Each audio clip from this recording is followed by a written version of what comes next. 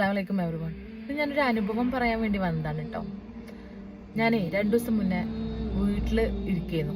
ഒരു last Friday ആണെന്ന് തോന്നുന്നുണ്ട്. ഈവനിങ് ഒരു 7:30 ആണെന്ന് തോന്നുന്നുണ്ട്.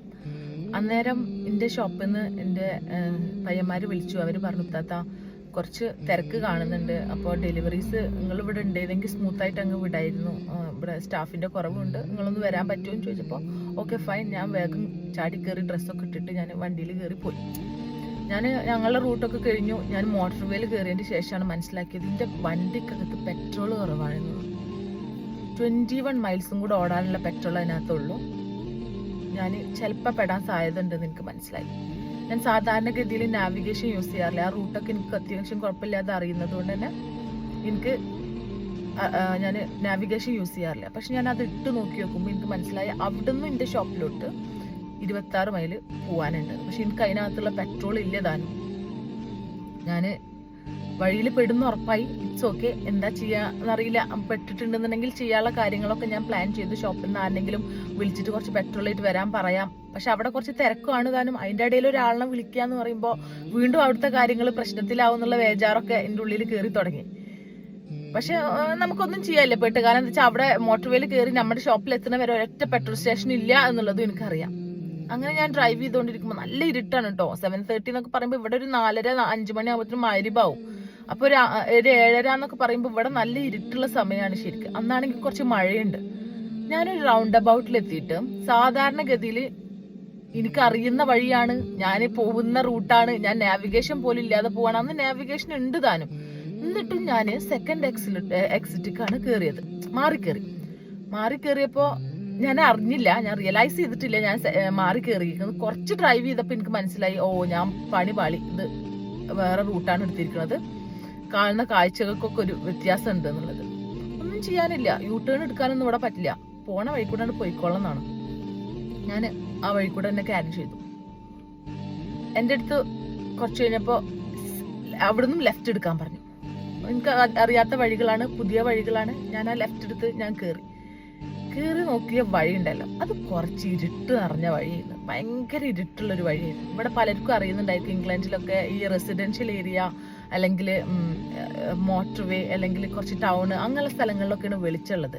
മറ്റുള്ള വഴികൾ എന്നൊക്കെ പറഞ്ഞെങ്കിൽ കുറച്ച് കാടും മേടും നിറഞ്ഞ വഴികളൊക്കെ ഉണ്ടല്ലോ, അതിലൊക്കെ ഭയങ്കര ഇരുട്ട് തന്നെ ആയിരിക്കും.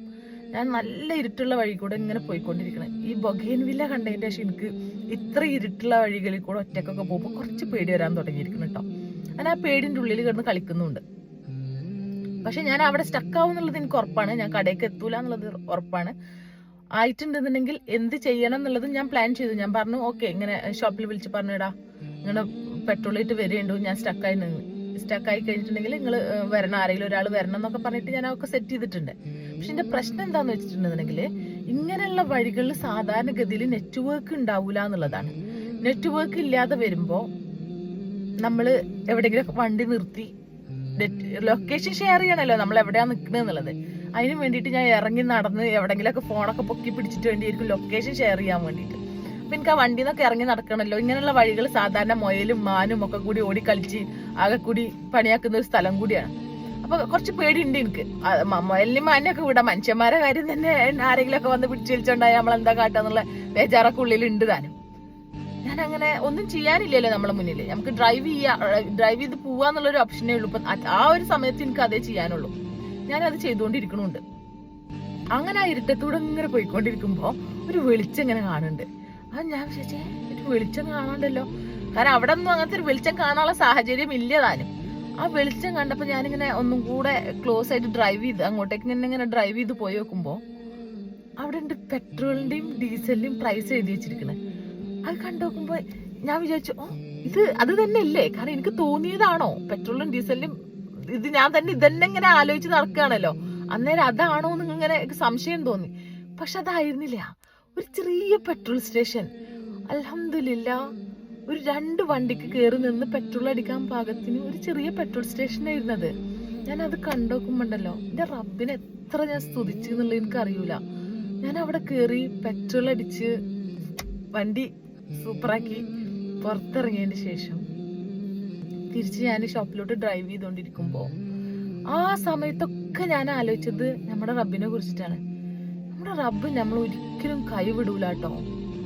നമ്മള് വെറുതെ ഒരുപാട് കാര്യങ്ങൾക്ക് ഇങ്ങനെ ആദ്യ പിടിച്ച് വേവലാതി പിടിച്ച് അങ്ങനെ ആവോ ഇങ്ങനാവോ, ഞാൻ ഒറ്റക്കാവോ, ഞാൻ സ്ട്രഗിൾ ചെയ്യോ, ഇന്നെ ആരെങ്കിലും പിടിച്ചോണ്ടുപോവോ, ഇങ്ങനെയുള്ള കാര്യങ്ങളൊക്കെ ആലോചിച്ച് ഭയങ്കരമായിട്ട് ഓവർ തിങ്ക് ചെയ്ത് നമ്മളെ തന്നെ ഇടങ്ങേറാക്കും.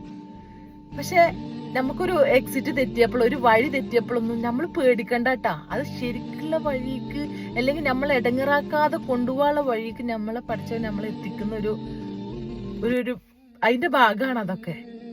ഞാൻ ശരിക്കും പറയുകയാണെങ്കിൽ നിങ്ങൾക്ക് ചിലപ്പോൾ ഞാനിത് പറയുമ്പോൾ തോന്നും ഇതാണോ ഇപ്പൊ കാര്യം എന്ന്. പക്ഷെ ആ ഒരു സമയത്ത് നമ്മൾ അങ്ങനെ ട്രാവൽ ചെയ്ത് നോക്കി നോക്കണം. അപ്പോഴാണ് അതിന്റെ ബുദ്ധിമുട്ട് നിങ്ങൾക്ക് ശരിക്കും മനസ്സിലാവുള്ളൂ. എന്നെ അറിയുന്ന പലർക്കും അറിയാൻ പറ്റും. ഞാനിപ്പോ ഇവിടെ തനിച്ചാണ്, ഞാൻ എന്റെ കുട്ടികളും താമസിക്കുന്നത്. എന്റെ ഹസ്ബൻഡ് പുള്ളിയുടെ ജോലിയുടെ ഭാഗമായിട്ട് കുറച്ച് മാസങ്ങളായിട്ട് ഇവിടെ ഇല്ല താനും. അപ്പൊ എനിക്ക് സഹായത്തിന് ആക്ച്വലി നമുക്ക് പെട്ടെന്ന് ചാടി കയറി വിളിക്കാൻ നമുക്ക് നമ്മുടെ ഹസ്ബൻഡ് തന്നെയാണല്ലോ ഉണ്ടാവുക. അവരില്ല. ആ ഒരു ഓപ്ഷൻ എനിക്ക് ഇല്ലാത്തടത്തോളം ഞാൻ കുറച്ചും കൂടെ ഒന്നും കൂടെ കെയർഫുൾ ആണ്. ഒന്നും കൂടെ ഞാൻ തനിച്ചാണ്, അപ്പൊ തനിച്ച് മുന്നോട്ട് പോകണം എന്നുള്ള കാര്യങ്ങളിൽ ഞാൻ കുറച്ചും കൂടെ എനിക്ക് വെറീഡാണ് ഞാൻ ആക്ച്വലി. അതിന്റെ കൂടെ അങ്ങനത്തെ ഒരു സിറ്റുവേഷനിൽ പെടുമ്പോ ശരിക്കും പറയുകയാണെങ്കിൽ നമ്മൾ നല്ല പാനിക്കാവും. പക്ഷെ അൽഹംദുലില്ലാ ആ സ്ഥലത്ത് നിന്ന് എത്ര രസമായിട്ടാണ് എന്റെ റബ്ബെടുത്ത് കൊണ്ടുപോയത് എന്നുള്ളതാണ് ഞാൻ ആലോചിച്ചത്. ഞാൻ ആദ്യത്തെ വഴിയിലൂടെയാണ് പോയിട്ടുണ്ടെങ്കിൽ ഉറപ്പായിട്ട് ഞാൻ റോട്ടിൽ എടുക്കും. കാരണം എന്താ വെച്ചാൽ അവിടെ പെട്രോൾ സ്റ്റേഷൻ ഇല്ല എന്നുള്ള കാര്യം എനിക്കറിയാം. പക്ഷെ ഇന്നെ തെറ്റിച്ചിട്ട് വേറൊരു വഴി കൂടെ കയറ്റിയപ്പോ എനിക്കറിയൂല അവിടെ ഒരു പെട്രോൾ സ്റ്റേഷൻ ഉണ്ട് എന്നുള്ളത്. പക്ഷെ പഠിച്ച റബ്ബിനറിയാം. അപ്പൊ നമ്മളെ ജീവിതത്തില് അങ്ങനെയൊക്കെ നിങ്ങൾ ഏതെങ്കിലുമൊക്കെ ബുദ്ധിമുട്ടിലൂടെ കടന്നു പോകുന്നുണ്ട്, അല്ലെങ്കിൽ നിങ്ങൾ വിചാരിച്ച പോലെ അല്ല നിങ്ങൾ പോയിക്കൊണ്ടൊക്കെ ഇരിക്കണമെന്നുണ്ടെങ്കിലോ ഒരു ടെൻഷനും വേണ്ടട്ടാ. നിങ്ങളെ നല്ലൊരു ഡെസ്റ്റിനേഷനിൽ നിങ്ങളെ റബ്ബ് എത്തിച്ചോളും. ആ ഒരു വഴിയിൽ നിന്ന് കയറി നിങ്ങളാ ഇടങ്ങറിൽ നിന്നൊക്കെ കയറി മാറി കയറിയതിന്റെ ശേഷം നിങ്ങളെ ഡെഫിനറ്റ്ലി പറയും അൽഹംദുലില്ലാന്ന്. അത് ഈ ഒരു ഇൻസിഡന്റ് ഉണ്ടല്ലോ, ഇതിന്റെ ഒരു വിശ്വാസത്തെ ഒന്നും കൂടെ സ്ട്രോങ് ആക്കാൻ അത് ഹെൽപ്പ് ചെയ്തു. ഇൻഷാ അല്ലാഹ് നിങ്ങൾ ആരും വിഷമിക്കണ്ട.